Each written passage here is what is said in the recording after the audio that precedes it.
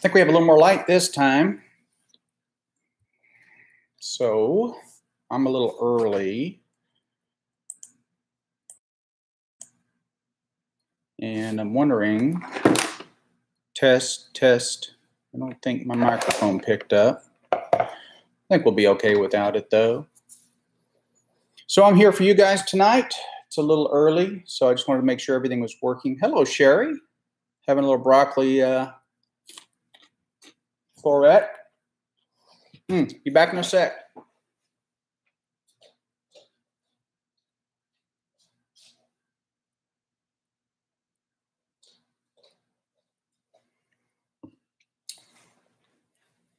I know, right? I also took the liberty slicing up some apples. I like wedges. So how are you this evening?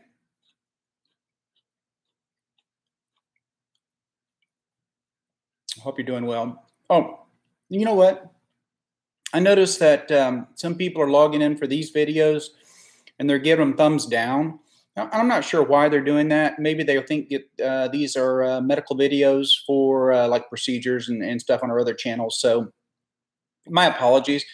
I recommend that if you've logged in and you're looking for a medical procedure, that you unsubscribe from this channel, because we're just not going to be doing them on this channel. This is for discussions involving whole food, plant-based eating, intermittent fasting, and getting healthy naturally. So my apologies to you, and please just unsubscribe this one so you're not bothered with getting into this area if this is not something you're interested in.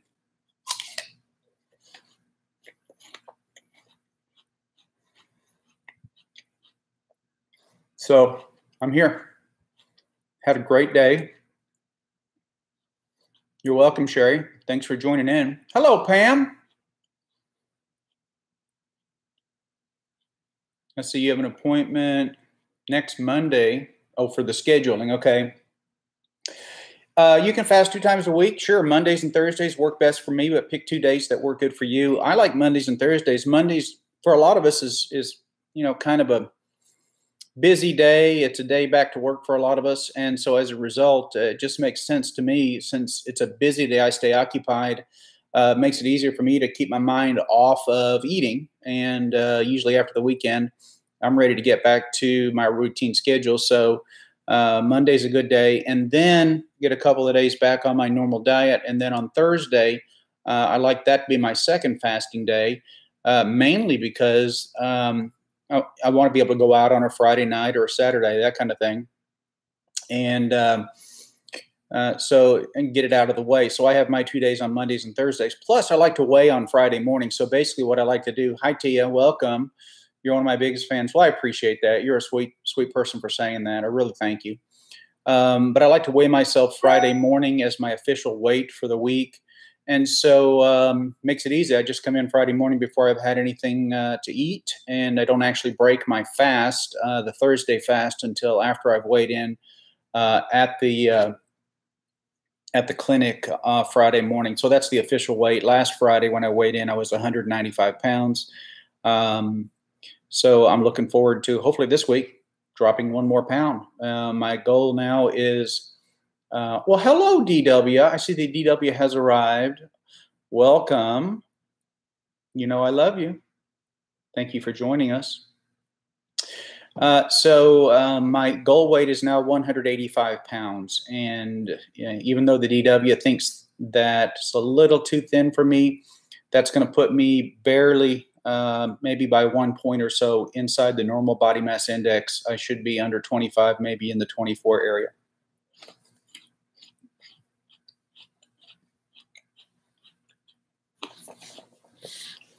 You just think I'm too thin because you're used to seeing me 50 pounds heavier. Pam, you're welcome to join us. Did you guys find it helpful that I tried to post some kind of event so you knew about what time I'd be on?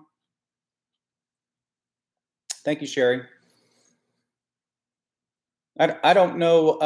I don't know if I did it correctly. Yes, I don't know if I did it correctly, but I tried to make a little announcement as to what time I'd be on, so that if you guys had questions or you wanted to join along, I think you're right. Um, I think it is easier when you have other folks doing the same thing because you don't feel like you're alone in it, and the things that you're experiencing, you can kind of bounce off everybody else and say, you know, this is how I'm feeling. This is what I'm eating. So I'm actually eating with you, and I don't think it's rude because I want you to know what I'm eating. Now, this is just fresh broccoli. I got a bowl of this. I'm going to eat these. I got some sliced apples. So I want everybody to feel healthy. I want you guys to realize that, the same thing that I had to realize, and that is we're being lied to by the advertisers, and we're being lied to by what I call big animal, which if you roll together the meat producers, the chicken producers, poultry producers, the egg producers, the pork industry, and all of these folks, they're not telling us the truth. The Dairy Council, we're not getting the truth. No, what they're telling us may not necessarily be a direct lie, but what they're not telling us is the long-term effect of eating the way we've been eating. And before I did this, before I started this in February, you can ask, my staff, you can ask the DW here. I felt great. I had lots of energy. I was busy. The only thing I was dealing with was my chronic neck problem and having a little tremor. So I've cut back on doing procedures, but I still run a busy clinic and lots of energy, but I wasn't convinced that I was healthy, and I'd had some bad lab work, bad from the standpoint that I had high cholesterol. You guys know the story. I've talked about this. I was worried about my kidney function was failing, and I was beginning to think that in the years to come, I was going to suffer a lot of health problems, and I didn't want that to happen. So I began looking into intermittent fasting, and that's how this started for me. And while I was fasting, I started reading about, I'm fasting now. I'm doing a 7-day fast to initiate this, maybe to lose a few pounds, but also to work on letting my body begin to heal itself, because there are parts of our genes, parts of our chromosomes that are kind of quiet unless we are starving. So we all know that people that have gone through starvation issues in life tend to live longer. They tend to have much, much longer lifespans. And we look at Holocaust survivors, for example. They've been studied, what a tragedy they've been through, but those that survive live extraordinarily long lives. They lived extraordinarily long lives, the ones that have remained. And so a lot of research has been done on fasting, and by fasting for periods of time, anywhere from just a few days to weeks, what happens is we actually activate part of our genome that is involved in repairing our body. So our body is usually either in one of two different kind of modes. One would be a growth mode, and another would be in a repair mode. Well, with our American diet, we tend to be feeding ourselves continuously throughout the day with super high calorie dense foods. I call these cheap calories. So these cheap calories are keeping us in this growth mode. And as a result, we're feeding precancerous cells that may pop up at any time. We're giving them the insulin like growth factor. We're giving them the nutrients, and we're allowing them to grow. But if you give yourself an opportunity to fast from time to time, what happens then is we activate that other part of our genetic code that's really responsible for getting rid of cancers, getting rid of disease, and repairing the cells that we have. So we give ourselves a chance to get healthy by not eating from time to time. Let's see, Pam, I think because of some of the medication I'm on, I don't get the full effect of Meta 7, namely the energy. Pam, what other medicines are you on? If you want to share, I'll be happy to discuss it with me, or you can email it to me if you like. But I can tell you offhand, if you're on benzodiazepines, if you're on anxiety medications like clonazepam or Valium-type medicines, Xanax comes to mind, then there's a real good chance that you may not feel the full effect of the Meta 7. The other thing, Meta 7, you have to be sure you're taking it with a multivitamin so you get a complete nutrition package.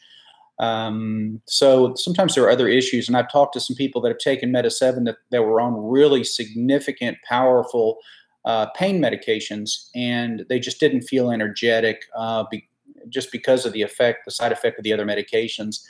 Meta-7 was designed by me and colleagues to help that person that comes to the clinic that we just couldn't explain why they were tired. They were dealing with a lot of fatigue. Yes, Pam, and I'll look it over, and feel free to communicate with me by email. I'm more than happy to help. But it gets frustrating, or it got frustrating for us as a clinic, and dealing with people come in and just look at you and say, "Doc, I just have no energy. You know, I'm sleeping well. My job is going well. I'm not depressed." You know, and we test them. They don't have sleep apnea. They don't have other issues. And we just run out of things. And we started looking at nutrition. And so we tried some different nutritional supplements, those specifically involved in the production of and activity of energy, glucose, and the metabolism thereof of energy molecules, and what was involved and what was usually left out of our diets. And so we came up with several different lists of ingredients, and we tried different things. And we finally came up after about a year of trying different mixes with the pharmacy that we worked with the current recipe, the Meta-7.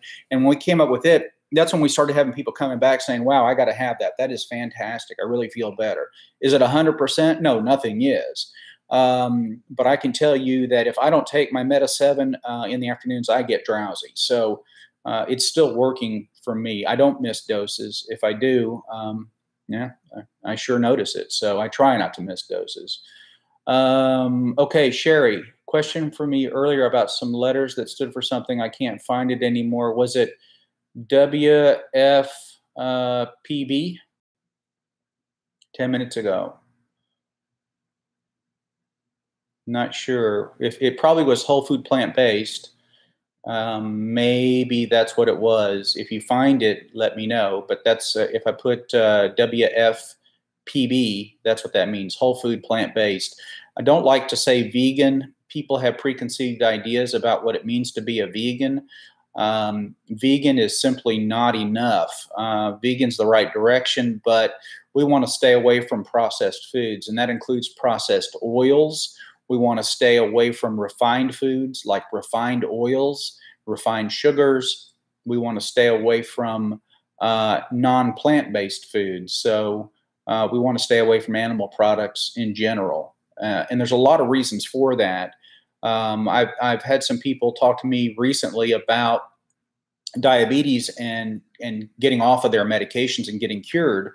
And people are beginning to understand now, I think, that it is possible to be cured of diabetes. If it's a type 2 diabetic, 95% of all diabetes is type 2, and a type 2 used to be called adult onset diabetes. Type 1 diabetes is juvenile diabetes, or it's a diabetes that originates in the younger years, as early as infancy to, I don't know. I've seen type 1 diabetes develop in 18-year-olds. And it's not impossible to develop type 1 diabetes later in life. It just typically happens earlier. We think now that there is a strong link between whole milk, between cow's milk, and the development of type 1 diabetes. So I make sure that I let everybody who has a child that I know, please don't give them cow's milk. Give them formula, give them breast milk. Anything's better than cow's milk. I would love to get off my pain medication because of my neck and back pain. You and me both. I'm scheduled for my surgery on the 24th. I'm 3 weeks out now, and I'm very excited because I really feel like I'm going to get an opportunity to get my life back and be able to practice medicine the way I like to practice medicine, and to be able to do more procedures. And I turn away a lot of procedures that come to me now, and it's not that I don't want to do them. It's just that I feel like I don't feel that I have good enough control of my hands, or that as the procedure is going to progress, I'm going to develop a tremor. If I feel like it's going to be short, and if at the time everything seems to be working well, I'll do a small procedure. But some of them take a little bit longer. A lot of the videos that you guys have seen that are out there, they're actually been edited down. Some of those may be 45 minutes long. And unfortunately, we have small exam rooms, and a lot of times I'm kind of in an awkward position with a camera and an assistant and then the patient, and then there I am. A lot of times I can't even use the stool that I usually sit on because I need to lean into it or lean over. So I find myself kind of crouched over a patient, holding myself up with my back, and then that puts pressure on the neck, of course, as you hold your head in position. So I'm looking forward to getting my life back, and I've been dealing with chronic pain for a long time. And to be honest with you, it's kind of a blessing in many ways. I think it's helped me as a physician. It's helped me learn that being a doctor is not just about being smart, maybe, or being knowledgeable, or answering questions, counseling, all the things that we do, and making the diagnoses. But a lot of being a doctor is about caring, and it's a lot.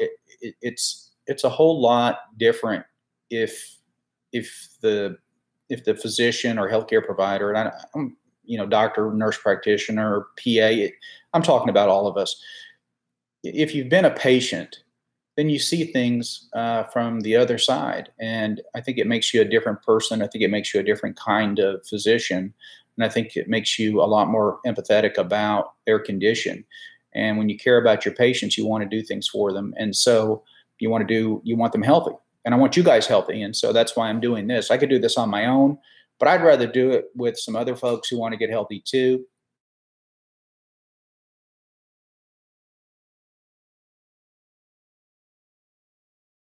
Thing.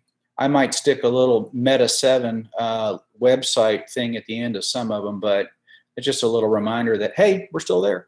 But I mean, I'm not doing this for the money. I'm doing this because I want to help people get well. So I'm here to help you guys. If you're here with me, I will help you any way I can. Still dealing with chronic leg pain due to nerve damage. Nerve damage is very hard to manage. You're right. It really is. It's very difficult, especially if it's incurable. If it's neuropathy, if it's strictly damage from the nerve itself, as opposed to an impingement syndrome where a nerve has been damaged by a disc or a bone fragment or many different ways to injure a nerve. It can be very frustrating because in those cases, really, there's not a lot that you can do besides taking the medications like the neuromodulators, the Lyrica, the gabapentin can be very helpful, but not for everybody. In others, we found the tricyclic antidepressants work very well with pain. In others, the serotonin reuptake inhibitors can be extremely effective. In fact, I got to tell you, I take one of those medicines, and I take it because if I don't, and I really have a hard time turning my head.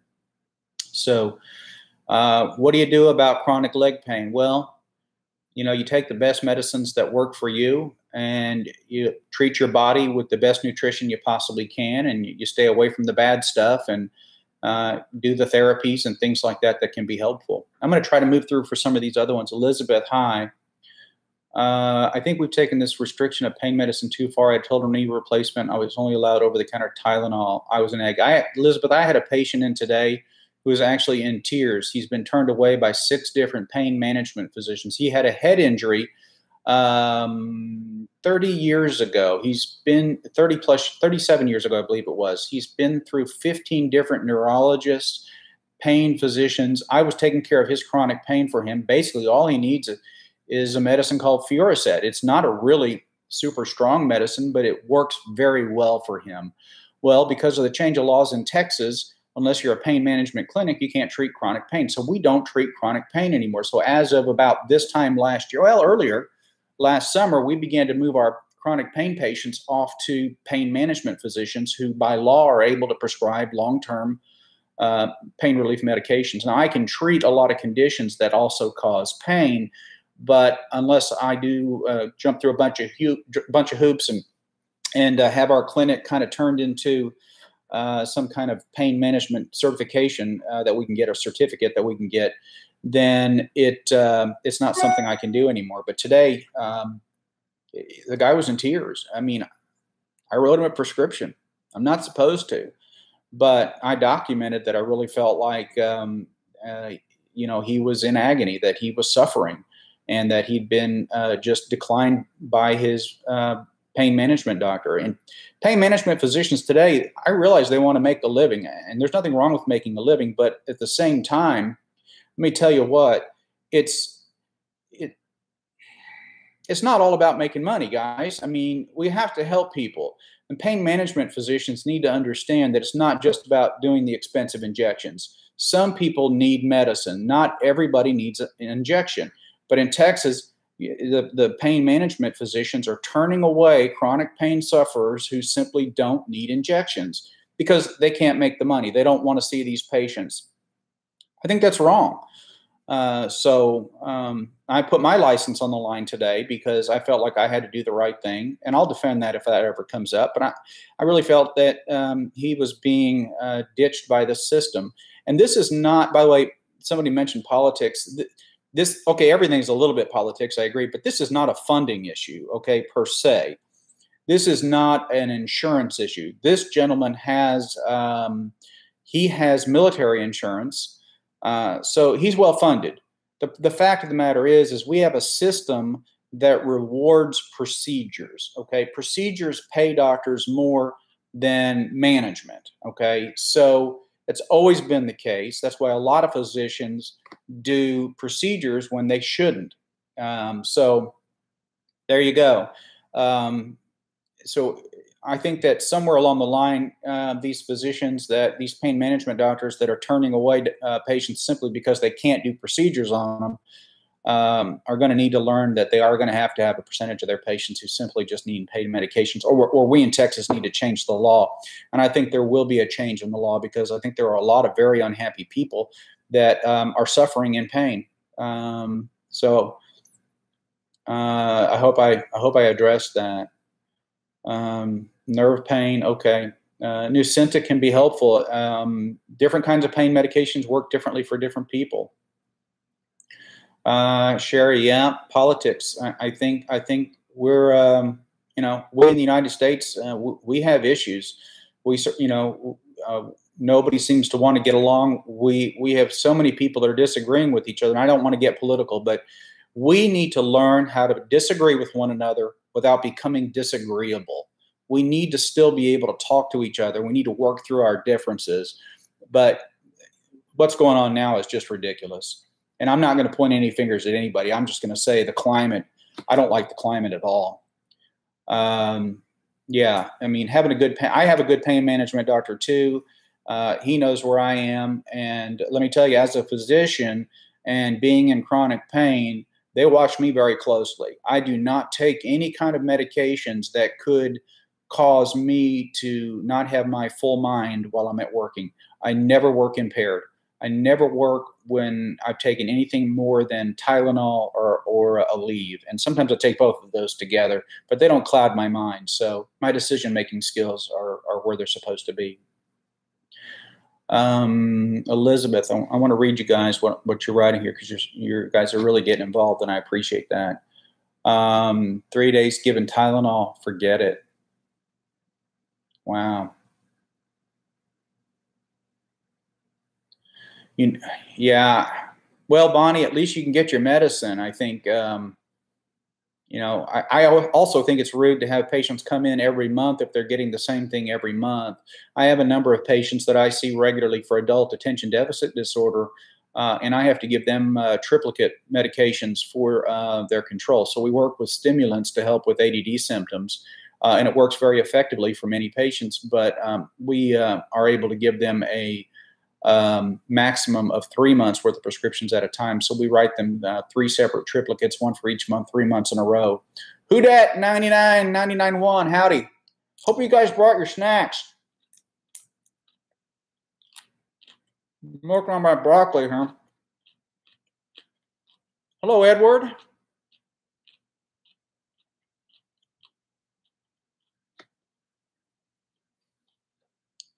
President Trump had, every state's different as to the laws. Pain management physicians in Texas, our state government's almost entirely Republican. And as a result, that has nothing to do with the fact that the people in our state, the people that are running our medical decision-making, felt like we have too many people who were dying because of drug overdose from getting prescription drugs and mixing them with street drugs. So the decision was made for public safety. I don't think it has anything to do with the president, the previous president, the president before them, the Congress. I think that we all realize that we have a problem in this country with prescription drug abuse.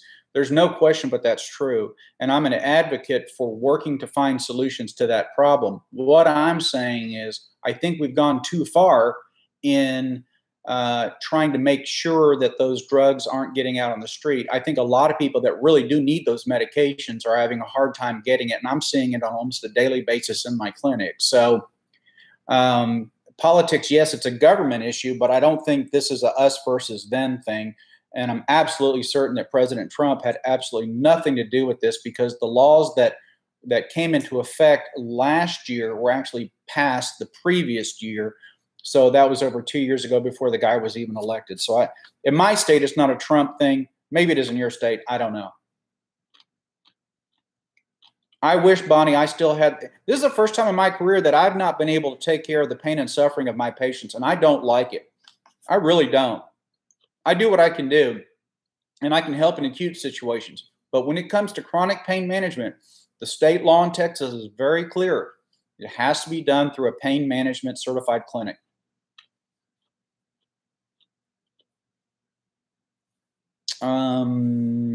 Drug tested every other month, don't mind. I think most clinics are having to do that. We have to do that. We're not testing necessarily to make sure that patients aren't taking stuff they're not supposed to be taking, but we do toxicology screening to make sure the patient's taking what we are giving them. What's my opinion about how Europe has a better healthcare system than we do in the U.S.? I think they might eat healthier in large parts of Europe. I think it's a dietary issue. I don't think it's an access problem so much. I think that we can make some changes in this country in our healthcare system. I really do. I have been a proponent for a long time. I'm a very conservative person politically, but I can tell you that from the standpoint of healthcare, I am much more liberal in that area, because I really feel like it makes a lot more sense that everybody has baseline healthcare coverage in the United States. And I will say that in a lot of ways, we have that. We have Medicaid for the poor, and we have Medicare for the elderly. Now, for those of us in between, there are gaps in the system that need to be addressed. I've been a big fan for a long time of a baseline Medicare coverage for everybody. I think we should eliminate Medicaid. I think we should have a federal Medicare program that that would cover everybody with a baseline. But if you don't want to use it, you should be able to buy private insurance. I think we should have a two-tiered system that allows us to, buy a better plan if we want, but everybody still has baseline care. President Trump's brother died of an overdose. Now he's trying to get rid of opiates. He would rather have medical marijuana. I have no problem with medical marijuana. I don't have a problem with marijuana, to be honest with you. I think that pretty soon it's going to be the law of the land anyway. I think once a majority of states have approved marijuana for either medical or recreational use, I think the Supreme Court will step in under some kind of case and just declare it legal. So I think at some point it's going to be available everywhere. And some people do find it is a pain reliever and some don't. So I think it should be an option. We have a big problem with drunk driving and people killing each other by running them over, and people just don't smoke marijuana and jump in a car and go for a drive for the most part. It's just not a big issue. I'd much rather have somebody use a little medical marijuana than drink a six-pack of beer and then go for a joyride. Medical marijuana, there's a lot of debate about how it works. And I can't tell you exactly how it works. Some people say it helps for glaucoma pain. That's been out there for a long time. Let's see, Sherry Johnson. I couldn't agree more. I think that all veterans should be covered. The elderly, all chronic illnesses. Do I feel greed is a big part of the problem? Let me put it this way. If you go to Europe and you have high cholesterol and you take a medicine They are going to give you a medication that was invented, developed, tested, and proven in the United States of America most of the time. So we pay more for our health care. We pay more for our health care because we invest a lot in research and development. And a lot of that ends up in the cost of our medications. So we have to ask ourselves, as probably the wealthiest country on the planet, do we have a responsibility to continue to invest in the advancement of the medical sciences? And I say yes. So we're going to have to say there are going to be things like higher cost in certain circumstances. As if we don't, then I think we lose that research and development. And I don't think there's anybody else out there that's ready to step up and take our place in being a global leader in the production of new medications. Just in the last 2 or 3 years, we've seen an explosion of new medications to treat diabetes. And every time somebody brings a new drug to the market, they've spent literally upwards of $10 billion to do it. So where does that money come from? Again, these are all questions that have to be answered. It's because Trump is president is why the first time you can't take care of my patients in pain. Sherry, I disagree on. I respect your opinion, but this decision that was made by Texas legislature was done so early in 2016. So it is not. It had nothing to do with President Trump. Sherry, Pam I tried medical marijuana for pain. It did. Yeah, I've talked to a lot of people that have tried medical marijuana. Some say it helps, some say it doesn't. I think for a lot of people, medical marijuana, it helps them relax. That may help them with their pain. It helps them escape, perhaps. Again, I don't have a problem with marijuana, even for recreational use, as long as children don't get involved with it.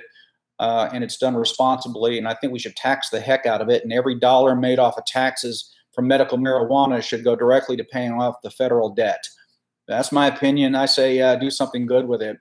My opinion of the keto diet is that it's absolutely dangerous as far as atherosclerosis, coronary heart disease, the increased risk of diabetes, the increased risk of cancer. Again, like we talked about earlier, when you keep your body in a continual growth mode, your insulin-like growth factor increases. This is a natural occurring hormone in our body that when we're in a state of abundance, when we have lots of cheap calories, that this becomes readily available. It promotes the growth of cells in our body.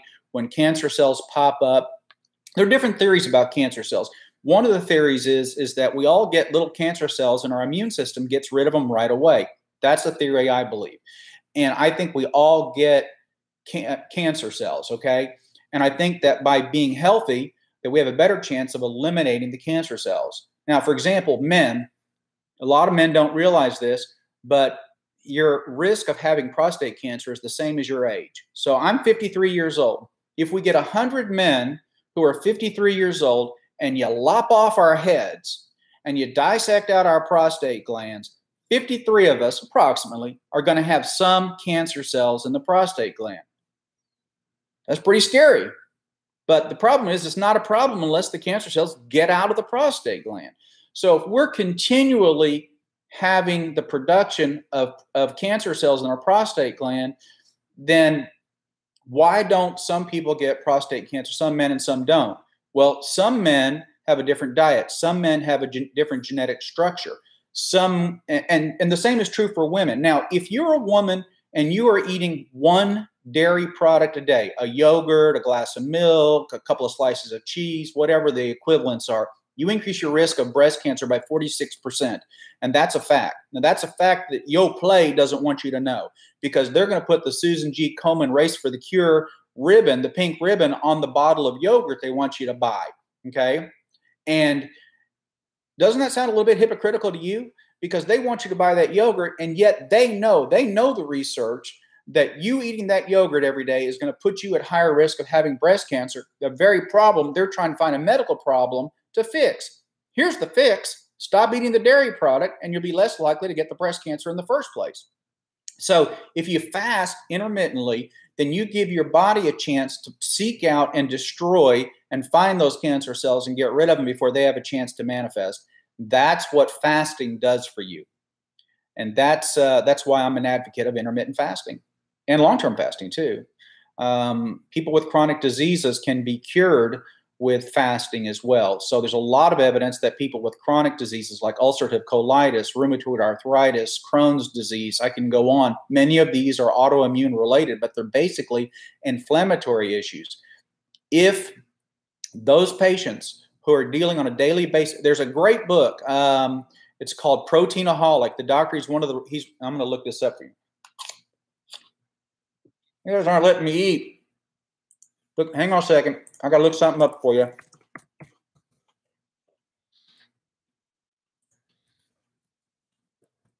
I hope I'm not cutting you off. Okay, Dr. Garth Davis. He is a bariatric surgeon here in the Houston area. Houston is the world's largest medical center, period. Largest in the world. Right here.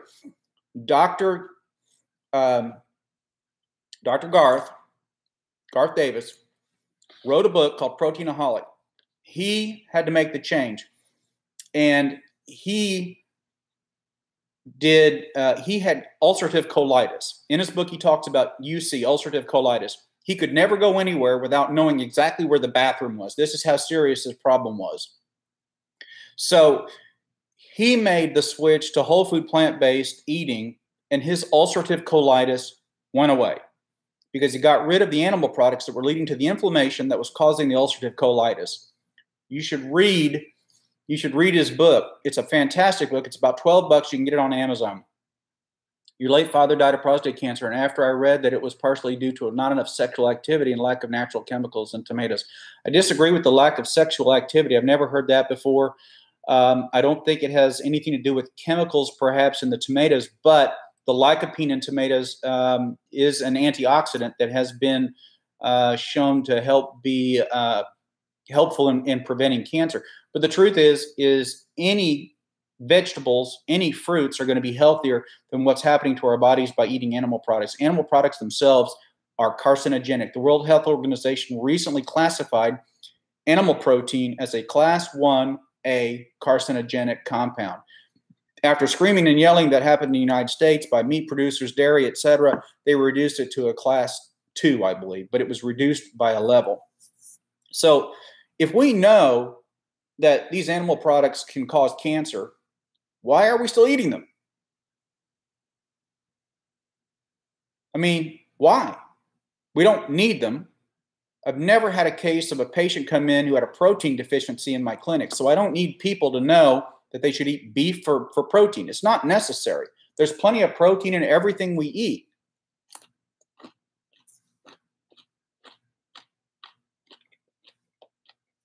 On the PSA test, a few years ago, the PSA was eliminated completely from all of the guidelines for cancer screening. United States Preventative Services Task Force eliminated it. The digital rectal exam has been eliminated too for screening. What that means is if a patient comes in who has no symptoms, there's no reason to do a digital rectal exam to check the prostate. It has not been shown to be effective. All right, now, what's new now is if a man comes in and he's between the ages of 55 and 69, the correct thing for a physician to do is to ask the patient if he wants a PSA. That's a blood test. It's a cancer test for prostate cancer. If the patient says yes, then you add that to the blood test. If they say no, you don't. So basically, the argument is still out there. It's very heated on both sides whether we should do this test or not. And the reason is because when we get a positive test, we sentence that man to go through a prostate biopsy by a urologist. It's a painful procedure and it's a dangerous procedure. It can lead to damage to the prostate gland, and a lot of times they find cancer cells. Now, I told you earlier that if somebody cut out my prostate gland right now, I got about a 53% chance that I've got some cancer cells in my prostate. So what difference does it make if somebody were to do a prostate biopsy on me right now and find a cancer cell? It doesn't matter. But once it's done, then we're sort of stuck with doing something about prostate cancer. Okay. So at that point, they're going to want to do a radical prostatectomy, which means that for the rest of my life, nothing's going to work right down there. And I may have leakage. I may be wetting myself, but my life's never going to be the same again.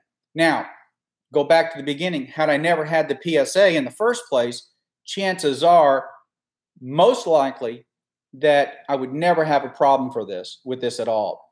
And here's the other thing. There's another big part of this argument. We do a tremendously good job of treating prostate cancer in this country now. So it's very, very rare for a man, and if it happens, they're usually elderly, for a man to die of prostate cancer in the United States. And the methods, the techniques, we can put radioactive pellets in, prostatectomy, but we can give them Lupron injections. We can give antigonadal injections that will stop the cancer immediately. So why test for something if we're more likely to do harm than good? And that's where the argument has fallen now. So we're more likely to do harm than good. Doing a PSA on a 30-year-old man is absolutely ridiculous. If a physician does it on a 40-year-old man, they're not paying attention to the literature. And if you do it on a 50-year-old man, you better have a reason. He better be afraid that he's going to get prostate cancer because he's got a family member, for example. But outside of that, it shouldn't start until 55, and that's only if the patient desires it. So it's completely appropriate to not do a PSA if the patient doesn't want it. So your PSA is optional. Let's see, what did I miss? Thank you for the chat, previous engagements. Sherry, come back anytime. Thank you for the nice comments. Okay, let's talk about something else. What are you guys eating? You're supposed to be eating with me. Apple slices, broccoli,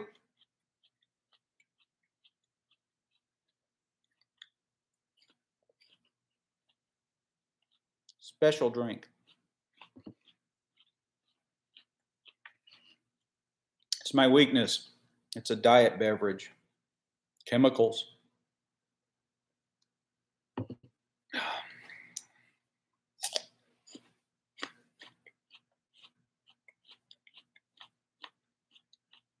Okay, guys, come on. Questions?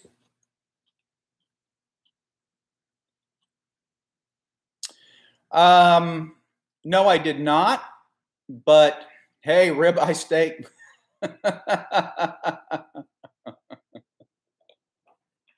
Okay, all animal protein is toxic. So Pam, it has nothing to do with the family history of prostate cancer. Is rolled oatmeal processed food? I'm going to say no if it's steel cut. Do you mean steel cut? Because I think if it's rolled, it changes it somehow, and that you should prefer the steel cut oats. If a man doesn't have a family history of prostate cancer, he doesn't need the PSA. He doesn't need the PSA either way, unless he wants it. So it's optional. Protein, what about eggs? Eggs are an animal protein, and they're not healthy. Ribeye steak is not healthy. But thank you for sharing. So I eat my broccoli.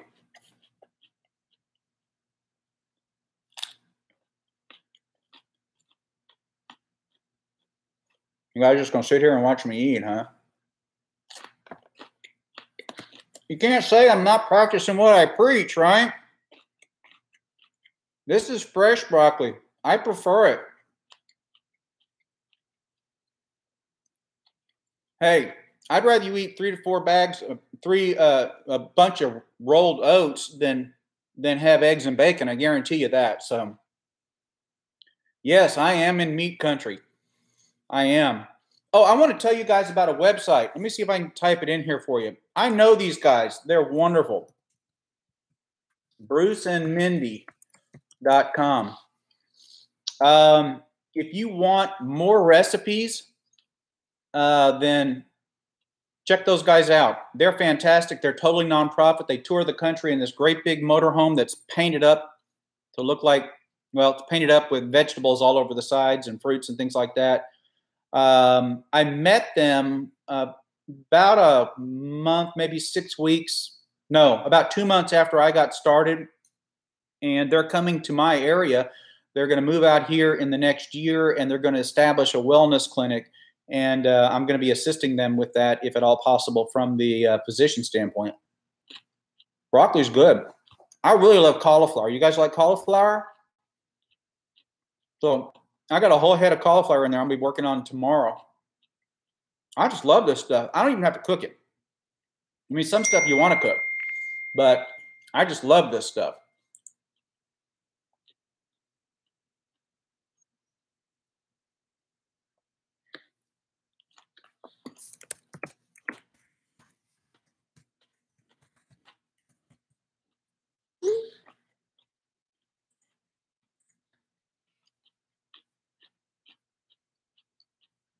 All right. Good diet drink, Crystal Light Pure, sweetened with stevia. No artificial flavors, sweeteners, preservatives. A little pricey, but so good. Good. Let's see. Yes, in fact, I just came across a recipe for a baked cauliflower. I'm going to try it soon. Also on bruceandmindy.com, they've got a really fantastic dressing, salad dressing that he makes. So he gave us his recipe, so I've got it now. I'm going to give it a try. I might make a little video of us doing that or try to get Abby to do it. You guys like watching Abby cook with us? She's great.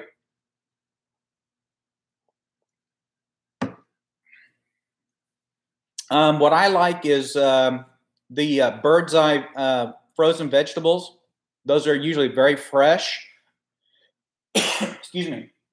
And they're pretty inexpensive, so they're a lot easier to handle than the fresh green beans, having to cut off the ends and then slice them up. Those bird's eye bags are I just throw them in a pan, heat them up, and then if I do some kiwan on there or something else, whatever, beans, I can just toss it in there, mix it together. Cauliflower, what about the gas? I don't have a big problem with it. I know some people do, but if I did, you can get some drops over the counter called Beano. You can sprinkle some drops on it. It's just got a little enzyme that helps break down the indigestible fiber, and so it's less likely to cause the gas. How do I feel I've made a change in my diet? Do you mean just here recently in the last few weeks or since February?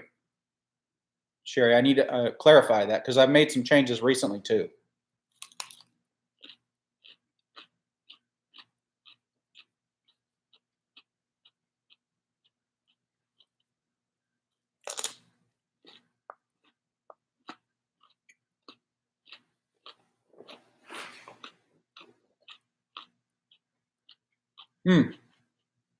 Okay, so before February, I ate what we call the standard American diet, also known as SAD, which meant that I had scrambled eggs for breakfast.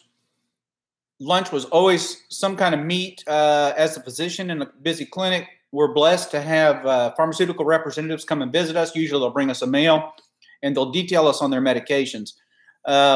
But we could have anything from barbecue to seafood to chicken, whatever.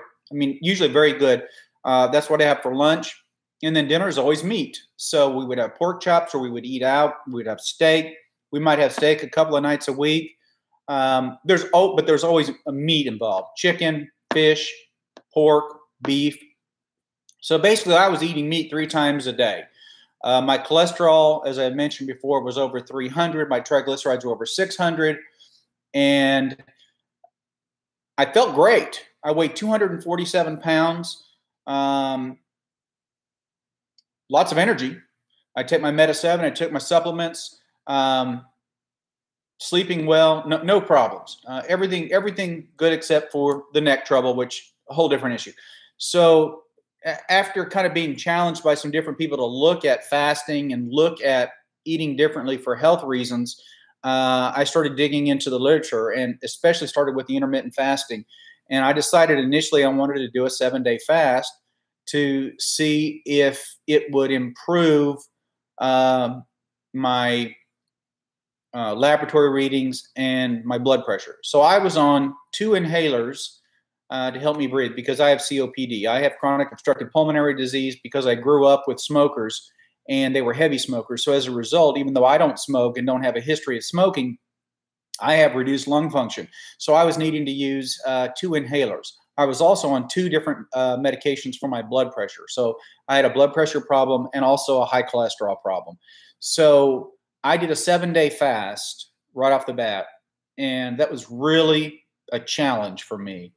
And after I got into the fast, I began to think about what was I going to do differently when I finished those 7 days, because I had 7 days set out as my goal. We can talk about how to get through a 7-day fast sometime if you guys want, but let's just say you're going to get to know yourself as a human being a whole lot better if you do something like a 7-day fast, because you learn who you are as a human being. But at the end of that time, I decided to go whole food plant-based, and there's a lot of literature out there. I read the China study, which has got to be the most important epidemiological study ever in the history of mankind. I don't think there's ever been anything that approaches the importance of the China study. There's a lot of science in it. If you don't want something super sciencey, then you probably don't want to read it. But you can buy the book now. I read it. I read a number of books. I watched a number of videos on Amazon Prime. I watched probably all of the documentaries, everything from the sugar film to the fella from Australia, the sick, fat, and nearly dead. I watched them all. And I came away with a conclusion of just a few things: that eating less was important, intermittent fasting was important, and whole food plant-based was important. And the rest of it all boiled down to some derivation of that. I think that people doing the paleo diet type diets, the keto diets, all of these are versions of the Atkins diet where you eat almost entirely meat.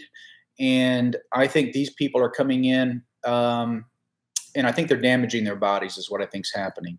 I think that the research has proven, I mean, if you take cancer cells from one person and you put them in a petri dish and you draw blood from me or a person who's a whole food plant-based eater, you draw my blood and you squirt it into the petri dish with those cancer cells will shrink. Now, this is research. It's been done. This has been proven. Okay.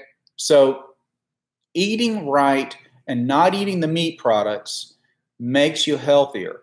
And there's tons and tons of research. The Seventh-day Adventists out in Loma Linda, California are one of the most amazing control groups of individuals, because they have people there that eat entirely whole food plant-based. And then you have some that are vegetarian, but they eat eggs. And then you have some that are vegetarian that eat eggs and dairy. And then you have some that are vegetarian, they're not vegetarian, but they only eat a small amount of meat once a week and a limited amount of dairy. And we have the research that proves that the more animal products a person consumes, the sicker they become. You increase the risk of cancer. You increase the risk of diabetes. You increase the risk of coronary heart disease.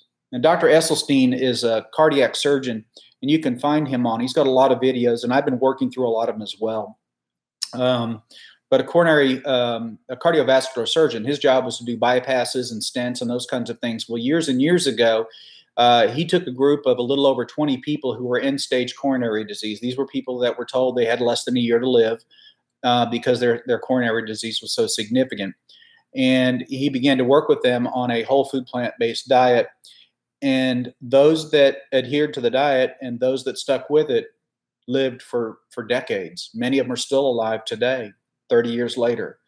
So he says that coronary heart disease is a toothless paper tiger and that it is a foodborne illness. He has the research to back it up. He has the case studies that shows that the heart disease in these individuals was reversed by their diet. So that tells us that our body has the ability to reverse this disease if we have it, or to prevent it if we don't. Now, those of us that are in our 50s and 60s, if we're eating a Western diet, a diet very similar to the kind of diet I described earlier, then the chances are astronomically high that we have some degree of coronary heart disease and we're at some level of risk. So by going whole food, plant-based, we can expect not only will we prevent the progression of this disease, but we can actually get a regression or an improvement in the disease. So Dr. Esselstyn, Esselstyn, I believe is his name. Fantastic doctor, great speaker. He's in his 80s. I mean, he looks spry and young, just amazing. Let's see if I missed anything. When I say a 7-day fast, just water, yes, that's water, black coffee, unsweetened tea. So I allowed myself fizzy water, like seltzer water, just no calories. Basically, that's all it is no calories. Sherry, sorry to hear about your maladies. I wish you the best with my upcoming surgery. Thank you very much. It's good to set goals, especially small and attainable ones. Good for you. Well, thank you very much. And I think that a lot of this has just sort of taken a life of its own. Once I began to lose weight and realize that I could improve my labs. 6 weeks after I checked my labs, I went from a 333 cholesterol to a 154. My hemoglobin A1C, I was pre-diabetic at a 5.8. I dropped down to a 5.4, and then a month or two later, I dropped down to a 5.1. So I want you to think about that for a minute, because if you have diabetes, you know somebody has diabetes, the first thing they tell them to do is start eating more meat and cut back on the carbs. I'm telling you that my glycosylated hemoglobin, evidence of what's happening from a diabetic potential standpoint in my body, improved when I stopped eating animal products and went entirely on a carbohydrate diet, whole food, plant-based. That's all carbs, guys. Carbs, yes. Some protein, yes. We have all of that. Some fats. But the majority of my food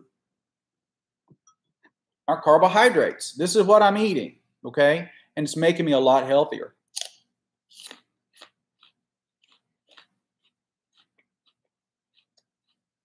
You get dizzy and shaky, Elizabeth. That goes away. Hello, Shauna. How are you? A lot of people have trouble on their first day fasting. Almost everybody experiences a headache. They get some diarrhea. They get a little abdominal discomfort. The first day is the toughest day. The second time you do it, it's not so tough. The third time, it gets easier. Every time you do it, right, Pam, complex carbs. That's right. No sugars. However, I could have sugar if I wanted to, and my body would handle it just fine, because my pancreas is now working better than it ever has in my adult life. Animal protein prevents the pancreas from operating properly. It prevents the cells in the periphery, the cells in our body, from responding properly to the insulin signal that our pancreas produces. So let's just think of animal protein as a kind of glue that gums up the works. You get rid of the glue, and all of a sudden, everything starts working better. So you can actually have occasionally a sugar, a little sugar. You can put a little sugar in your coffee if you want to. Do I recommend it? No. It's not a whole food. It's processed food. Do I recommend alcohol? Unfortunately, no. Although I know a lot of people who say wine doesn't count. But I think that in the most part, if you're eating whole food, plant-based, and you want to have a glass of wine from time to time, I don't think it matters. I need to eat this. I had a little hummus earlier. I like the hummus.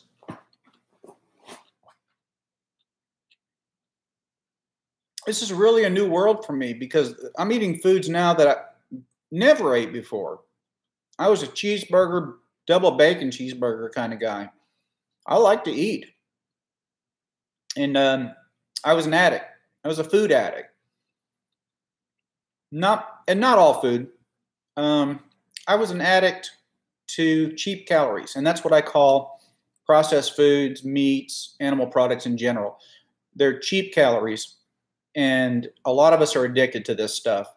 When you start fasting, you develop the ability to say no. So now I'll sit in our lunch area, our eating area in the kitchen, where the rep will have a big, giant meal laid out with nothing that doesn't have some kind of animal product. They'll put cheese all over the salad, for example, so I won't touch the salad. They'll put pieces of sausage in the rice, so it look like wild rice, and then you get there and you realize they've made it kind of a Creole or Cajun style, right?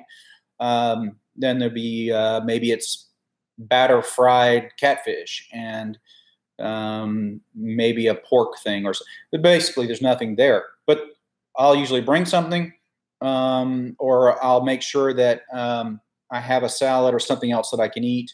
And I'll just sit in there and I'll chat with the reps, and I spend the time with them because they're feeding my staff, and I don't want to be impolite, but I won't eat the food. And I don't find it difficult at all to say no to that stuff. You're right, Pam. Cheap calories are not cheap. What I do now is a lot less expensive. My grocery bill, it's about the same or less.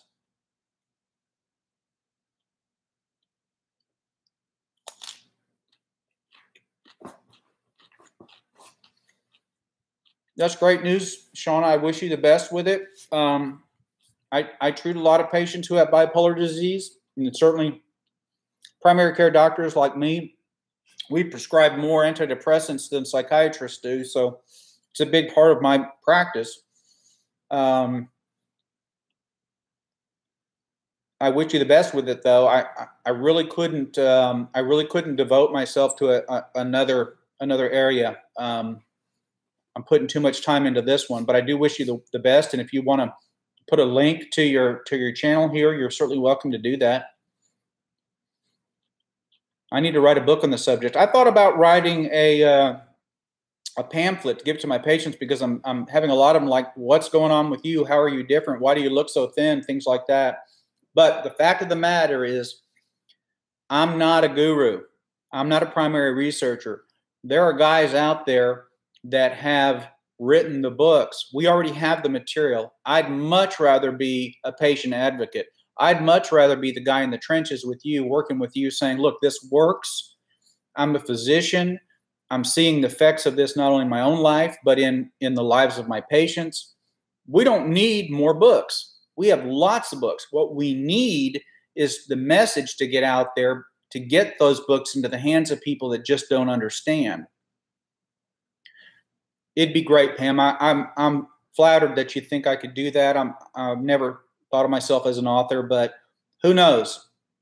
I had some ideas, but we'll see.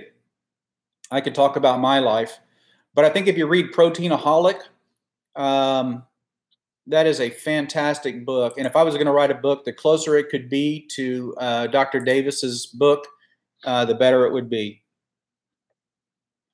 Can I just cut out the animals and switch to plant-based without the fast? Yes, you don't have to fast. No, you don't have to fast. Fasting, I think, is important for those that would like to lose weight. I think that if you could fast, you'd be healthier. But I think that if you'll adopt a whole food plant-based diet, and you'll adopt a 70 to 80% of your food from green cruciferous vegetables and fruits, and 10% from mushrooms. Mushrooms are important. You got to have them, about 10%. And then the other 10%, nuts, seeds, and starches. And that's where you might get a little bit of rice or a little bit of beans. But remember, that needs to be about 10%. The vast majority of your diet should come from cruciferous vegetables, spinach, kale, cucumbers, celery. We go on. Chard and fruits. In fact, I've got a list. These are the things that I try to work on eating.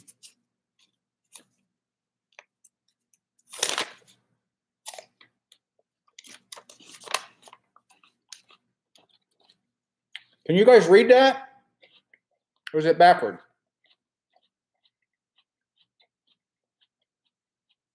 It's backwards, isn't it?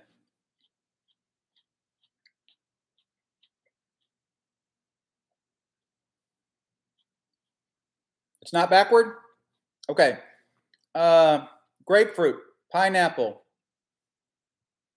blueberries, apples, strawberries, oranges, Bananas. I love bananas.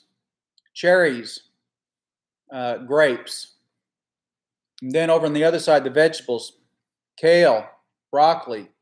That's spinach, carrots, tomatoes, collard greens, green onions, peas, corn,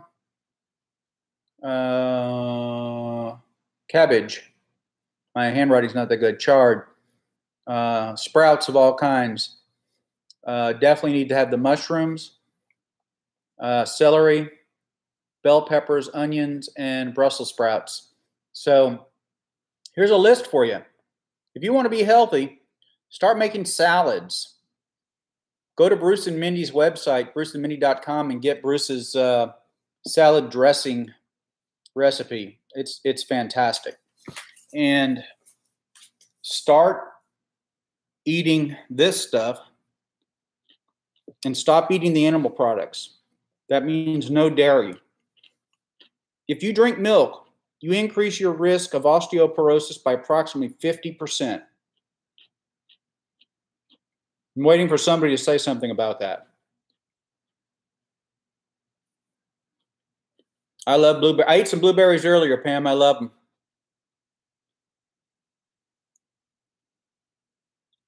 Mushrooms are really important, Shauna. Get some you like. Try some that you like. Cook them. Do what you need to. But mushrooms are loaded with vitamin D. Hey, let me tell you my vitamin D story. So for years, I've been struggling with my own vitamin D level. So I take the 5,000 units of vitamin D that we have on the Meta7.com website. I take the vitamin D that's already in the Meta7 itself, which is important. And then I take the Essentials multivitamin, which has vitamin D as well. Now, put that all together, I was lucky if I could get my vitamin D level much over 20, 21, 22. That's kind of where my level was. Low end of normal scientifically today is considered to be 30. Most advocates of healthy vitamin D levels will tell you it's 40. Now, 6 months ago, my level was 22. My level 2 months ago was 60. And my level on Friday was 69. And so what's happening now is I'm getting so much vitamin D from my food that I'm going to eventually end up dropping the vitamin D supplement that I've been depending on to keep my vitamin D level up for a long time. So mushrooms are really important. If you hate them, you hate them. Try to get your vitamin D elsewhere. You grew up eating all those foods, trying to get back to how my mom and grandmother fed me. Mushrooms are wonderful, yes. And I love your little pictures too. Those are awesome, Sherry.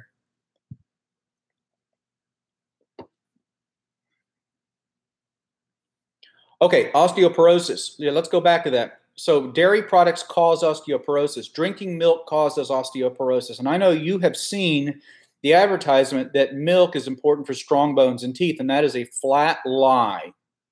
Osteoporosis is caused by drinking milk. In Western cultures where women drink more milk than anywhere else in the world, we have a much higher risk of osteoporosis. So figure that one out. It's because milk acidifies the blood, and as a result, the blood has to buffer the acid. That means it has to handle the acid, and the way it handles the acid is we produce a compound called bicarb, and bicarb leaches, as it happens, it leaches the calcium out of the blood, and so we actually lose calcium stores in our bones by drinking milk.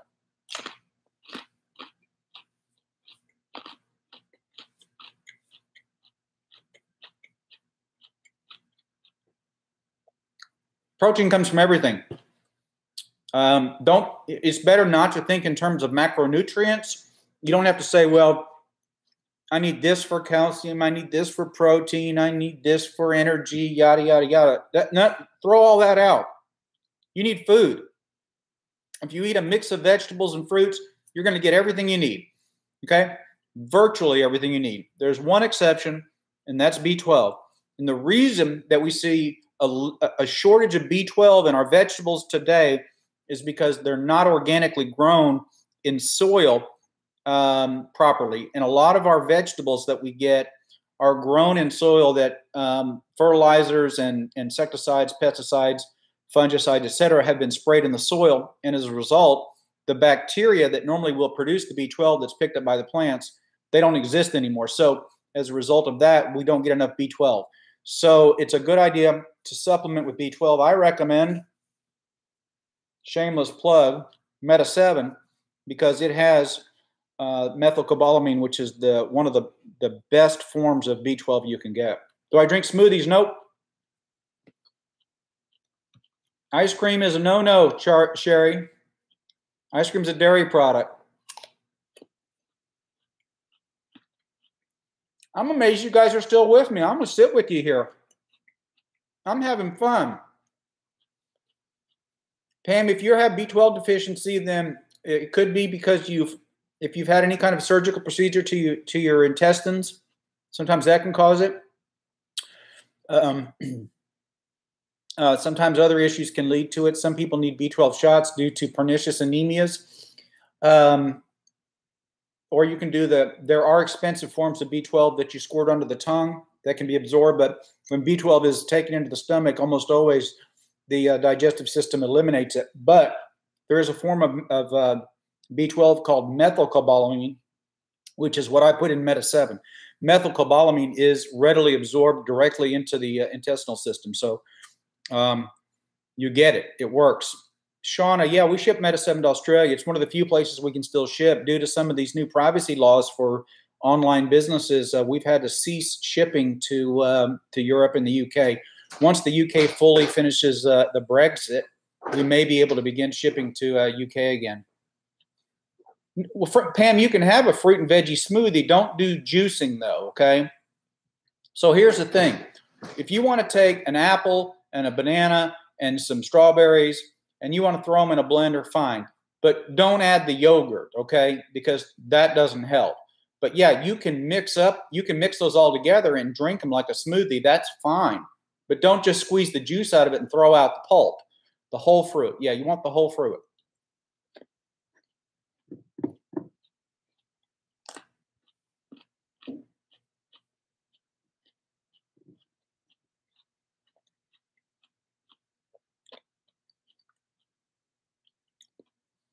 Okay. Y'all having fun?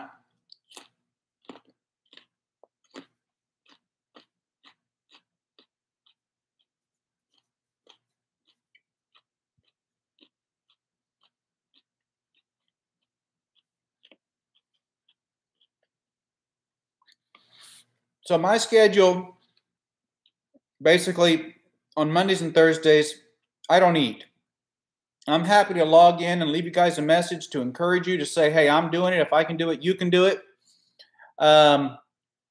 If you want to know kind of what I'm eating during the day, I'll try to give you messages there too to let you know what I'm doing. If you want to share with us what you're doing, share them. Share the comments. I want to see us grow to a group of people that really want to work together to share recipes and experiences and get healthier. And that's what I want this channel to be. I want it to be for us to do that. And I'm volunteering my expertise, my knowledge, my experience all together to help you guys who want to do it. So if you want to fast with me. If you want to just go whole food plant-based and you want to run questions by me as to what you can do and what you shouldn't do, I'm more than happy to help. What was the last meal I ate before the fast? Or you mean like on Monday? Pam, you don't mean before I did the first fast, do you? Oh, you mean just like on a daily basis what I do. Okay, I got it. So the last time I eat, I usually eat a little snack. Let's say on Sunday evening, I might have had no, I'm not sure of your question, Pam. I apologize.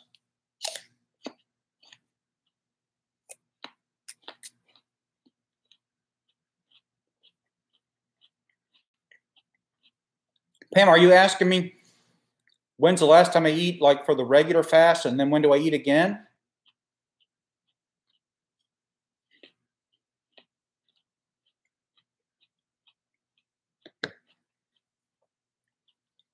Okay.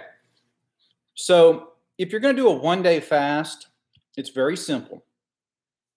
You eat your last meal. Let's say we're talking about a Monday fast. You have your last meal, say 6 or 7 or whatever time you like to have your Sunday dinner. And Then you're done. You go to sleep. You wake up in the morning.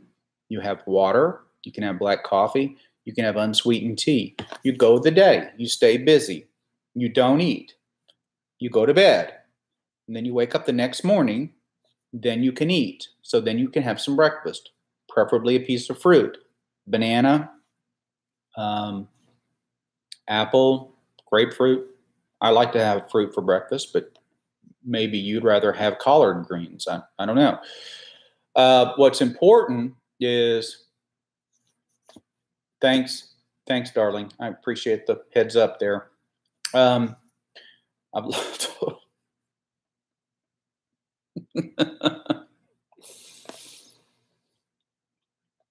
Oh, yes, it's longer than 24 hours. It's a full day. I know that I had a discussion recently with someone who was a Muslim, and they had done the Ramadan fasting, and I was a little bit unclear as to what the fasting involved. And she was having some medical issues, and we were talking about it. And I said, now, when you say fasting, what does that mean? And she was clear. She says, well, we don't eat during the day. And I said, okay. And I don't eat at night. I said, am I fasting at night? And she said, I guess so. I said, okay. So really all you're doing is moving all of your meals to after sundown, right? And she said, yes. I said, so you don't go beyond, say 16 or 18 hours without eating, right? And she said, yes. So in that case, I don't consider that a full fast. And I'm not trying to offend anybody. It's just not what I'm talking about when I say fast. It is for somebody else. That's fine. That's their belief. But when I say fast, it means that you eat the night before. It doesn't mean you stay up till midnight and eat and then go to sleep. And then when you wake up, you can stay up the next night till midnight again and eat. That defeats the purpose. So you sleep before you have your day, and then you sleep after. So yeah, if you might want to think of it as a 36-hour period or however hours you want to figure that out. But you're going to wake up, you're going to go the whole day, you're not going to eat, then you're going to go to sleep, and then you'll eat the next day. So I do that twice a week. Yeah, okay. Some people do that. 7 p.m. Sunday till 7 p.m. Monday. That's a 24-hour experience. It doesn't look like you went to sleep hungry though. So I don't think you get the full effect. Maybe that's just me. I think that if you do anything though, I think it's good. Come on, Elizabeth, you can catch a plane down here. You should come hang out with us. We're a lot of fun. The darling wife is about 90%. She still wants to get her meat once in a while. The darling daughter is extremely supportive. She helps me cook. She likes to cook interesting things, but every once in a while she likes a Chick-fil-A too. So neither one of them are 100%, but they're eating more and more healthy foods, plant-based foods, because I'm insisting that we keep those in the house for me, because that's all I will eat. And so I notice that they're eating more as time goes by, and I think that they will eventually eat more even. And yes, I did film Abby last time, and she likes doing it, so we'll probably film more often. It seems like she does a good job of cooking, and I do a better job probably of running the camera than I do actually cooking.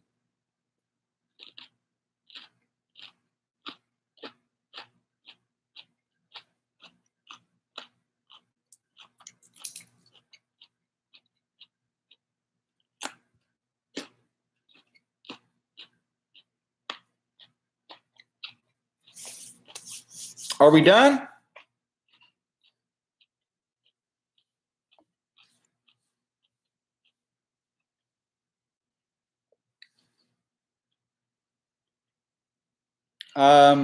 Yes. All right. There's a movie called Forks Over Knives. Have you guys seen this movie? If you haven't, you can watch it tonight. If you have Netflix, they have it. If you have Amazon Prime, I believe they have it. There's also a Forks Over Knives cookbook that you can get off of Amazon. If you're looking for lots of interesting, complicated recipes, you can do that. What I find that people do in my short time doing this, I'm seeing this a lot, is people are trying to recreate meat dishes out of vegetables. In other words, they're trying to recreate the taste and recreate the experience of eating meat. I have found that that is not necessary. And I find that the fruits and vegetables have such a fantastic taste that I don't feel the need to go get veggie burgers or imitation ice cream that's really made from almond milk or something. I just don't feel the need to do that. I've really grown accustomed to eating plants, and I can cook them together. I can mix them different ways. I can spice them up. And sometimes I just eat them raw. They're good.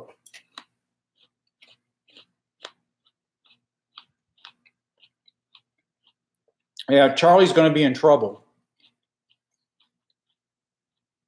Okay, so if you have any further questions and you just want to leave a message, go ahead. If you want to send me an email, go ahead. I think my email's in the description box. If it's not, I'll put it in there. If you have any specific questions and you want me to review your medicines and say, hey, can you do this or not? Will it be helpful or not? You know, I'm happy to do that. I'm happy to help you any way I can. You know, this is my gift. This is a gift to you, and I'm interested in helping people who want to be healthier. And I think that had somebody not done that work originally, then I wouldn't have had the information that helped me make the change that I've made. And I feel I'm tremendously more healthy today than I was just 5 months ago, 4 months ago, whatever it is, almost 5. So I'm happy to pass that on.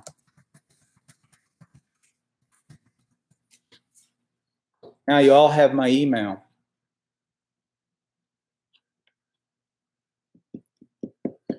So let's get healthy, right, guys? Thanks for playing. Let's do it again soon. Have a great 4th of July tomorrow. I'll try to post a little message here or there about what I'm doing. I am eating tomorrow. It's Wednesday, so we might try to do something interesting. I'm thinking about trying a baked tomato